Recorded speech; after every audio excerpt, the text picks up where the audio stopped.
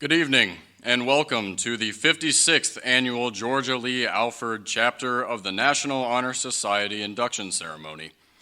For those of you who are unfamiliar with the National Honor Society or the ceremony, I will go over the criteria needed to become a member, as well as the symbols associated with the organization.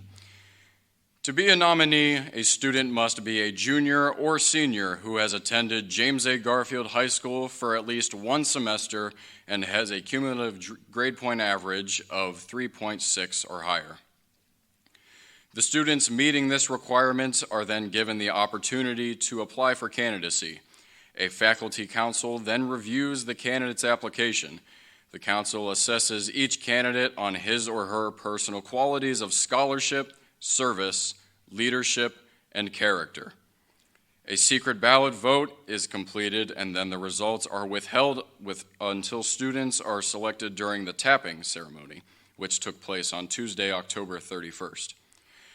Now I would like to explain the traditions and procedures that are a part of this ceremony. The colors of the National Honor Society are gold and royal blue, and the Society's flower is the yellow rose. The emblem of the National Honor Society consists of a flaming torch and keystone. At the keystone's base are the letters C, S, L, and S, which represent the four previously stated qualities. The only lit candle represents the Society's torch and the symbol of the eternal light of knowledge. For candles representing the qualities of scholarship, service, leadership, and character flank this candle. The four National Honor Society officers will speak tonight.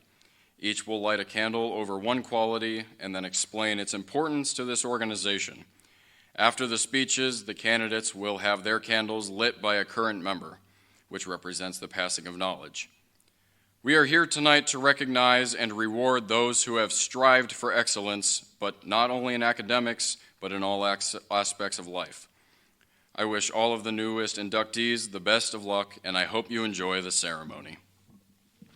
Will everyone please rise and join me in the Pledge of Allegiance? I pledge allegiance to the flag of the United States of America and to the republic for which it stands, one nation, under God, indivisible, with liberty and justice for all. The effective demonstration of the four qualities held in high esteem by the Society has earned the candidates who join us tonight membership in the Georgia Lee Alford chapter of the National Honor Society. The four National Honor Society officers will now review these qualities for the candidates. Ms. Lauren Evans on scholarship, Mr. Luke Finney on service, Ms. Grace Sirocco on character, and Mr. Aaron Rohde on leadership. Good evening. I am Lauren Evans, Secretary of the James A. Garfield National Honor Society. The pillar of the National Honor Society that I will be speaking about tonight is scholarship. To me, being a scholar is more than earning good grades to be on honor roll or to get into the college of your choosing. Scholarship, according to Merriam-Webster, implies the possession of learning characteristic of the advanced scholar in a specialized field of study or investigation. Being a scholar in reality means that you are able to learn, an ability anyone can possess if they so choose. Learning is the most important skill to have in life. It may seem like such a mundane thing. Yes, everyone has the capability to learn, but I see learning as a conscious choice you make. I've always heard the phrase, once is a mistake, twice is a coincidence, 3 times is a pattern, about the process of learning. Will you take the time and energy out of your day to make sure you learn the material 3 times so you grasp the pattern? Will you care enough to go the extra mile to genuinely learn through endless cycles of practice until it becomes something you don't even need to think to recount? I believe this group of individuals would. The possibilities are endless when it comes to what you can learn when you apply yourself, and I don't only mean in school. The amount of knowledge available at our fingertips can be used to build connections, break barriers, and strengthen our ever-growing minds.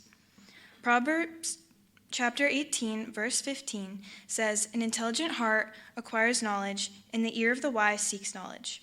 I pray that everyone going forward will seek knowledge like the true scholar they are and forever continue to learn, as I know they certainly will. Good evening, everyone. My name is Luke Finney. I am the treasurer and officer in charge of the service committee. A couple months ago, I ran into an anonymous Greek proverb that has stuck with me ever since. A society grows great when old men plant trees in whose shade they shall never sit. It can be very easy to put yourself in front of others and get caught up in today. But when we think like that, we end up hurting ourselves and everyone else who will follow us. Now, I'm going to throw some numbers at you, so bear with me. There are about 8 billion people in the world, and if you subtract the roughly 25% of those who are 14 years and younger, because they don't need to worry about the world yet, you're left with 6 billion people. Now, imagine if all those 6 billion people did something. They wouldn't have to volunteer every night or even give a majority of their pay to charity. They would just have to do something. Plant a tree, hold the door open for someone, bite their tongue when they're about to insult someone, pick up a piece of trash and put it where it should be. Just whatever they do, they make it positive. And that's 6 billion positive somethings. Now, a little more math here. But if you just do one good thing a month, and the average lifespan is about 76 years, minus the 14-year childhood block, that's 744 good things in a lifetime. And if everyone had been doing that once a month, that's almost 6 trillion positive somethings. Of course, if you can manage to do more than that, the number skyrockets. But I think it's easier to start small. There's no doubt in my mind that the National Honor Society has accomplished its fair share of positive somethings. And so, I'm glad to welcome our new members tonight who have volunteered to help with the many projects we take on as a club and make a difference where they can. So whether you are a member or not, let's plant as many trees as we can for the generations to come. And maybe, if we do it right, they'll get to enjoy the shade while they plant their own trees. Thank you. Hello, everyone. My name is Grace Sirocco, and I would like to thank you all for coming out tonight to support the National Honor Society. As Vice President, I've been given the honor to speak about character, one of the National Honor Society's 4 pillars. As Horace Jackson Brown Jr. stated, our character is what we do when we think no one is looking. Character is not something that is just for show. True character reveals itself whether we want it to or not. Character is the essence of who we are. Integrity goes hand in hand with character. Integrity means doing what is right, even if it is difficult. It is the alignment of our actions with our values. Good character is all about building relationships, being empathetic, and having perseverance. A person of character demonstrates 6 qualities: respect, responsibility, trustworthiness, fairness, caring, and citizenship. Everyone who is in the National Honor Society and those who will be inducted tonight have these qualities. We all possess good character. We need to work hard to use it in our everyday lives. I hope that all of the new inductees will continue to exhibit character even when no one is watching. The National Honor Society pushes us to be our best selves through character and the other 3 pillars. Life can be challenging sometimes, but our character helps us persevere. Our ability to learn from our mistakes and to overcome obstacles is a testament to our character. Being able to take the high road when someone is taking the low. Character is the compass that guides our actions and the measure of our integrity. It is the key to making the world a better place, one small act of kindness at a time.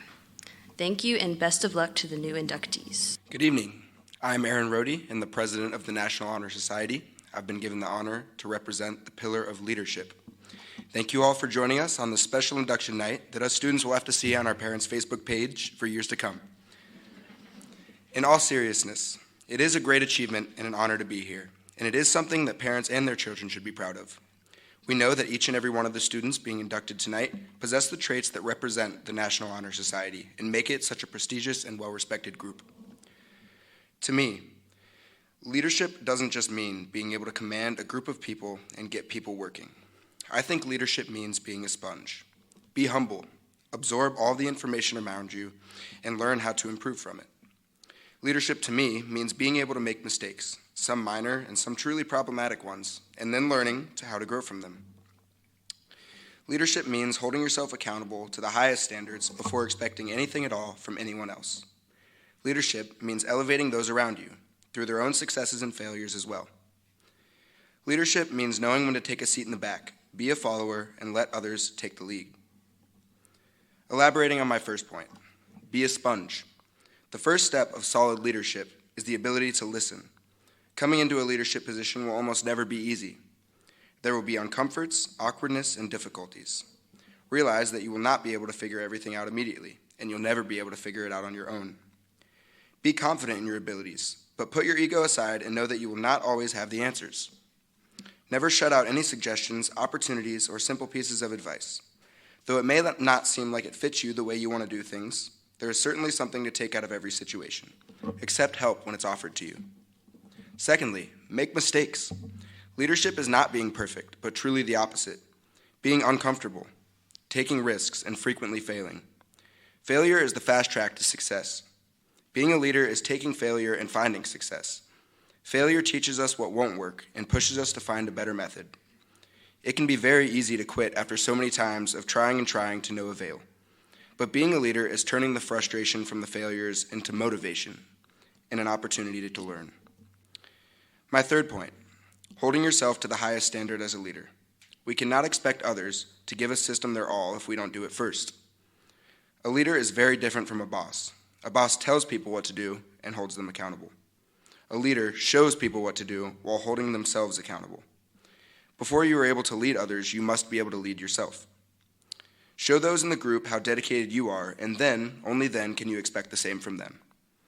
You get what you give in a leadership position. My next point, the point that most people immediately think of when they hear leadership, the ability to make a group better. Elevate those around you and support them through all of the trials that you will face together. Just as the leader of a group fails, so will the members.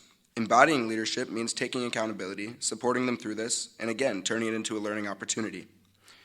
Give others credit where it's due. No leader will take all credit for a group's success. If the success is real, the whole group will be a part of it. The same goes for failure. Leadership means not pinning the failure on anyone but yourself. Like I said, failure is to be expected, and taking accountability is the first step to overcoming it. Finally, leadership means knowing when to step aside and let those around you shine. Every situation requires a different set of skills to solve. Sometimes it's necessary to elevate another person and let them take the lead of a situation, as confidence in your group shows true leadership. Though stepping back and becoming a follower sounds counterintuitive to being a leader, I believe it is a tremendous showing of leadership. Many times we think that since we hold a leadership position, every solution falls on us, when in reality, there might be others in your group who have the perfect skill set to take charge of a specific situation.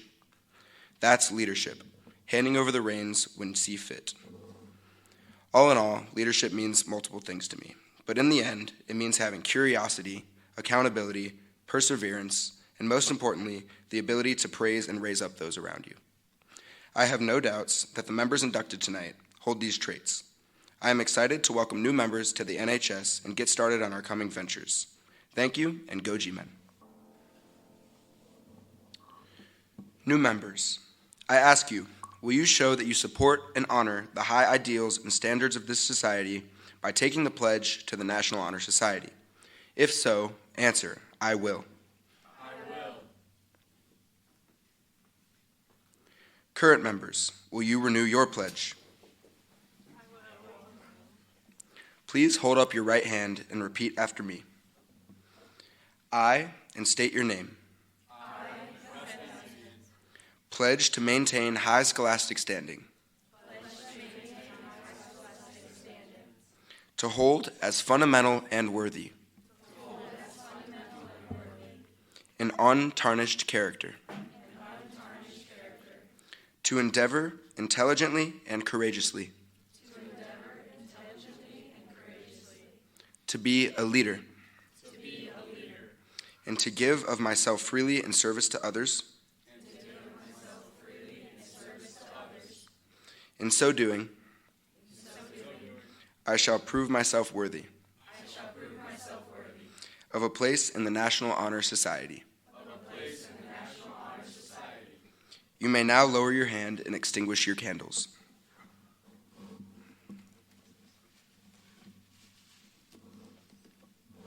You have accepted all the rights and responsibilities of this organization, and I now welcome you as full members of the Georgia Lee Alford chapter of the National Honor Society.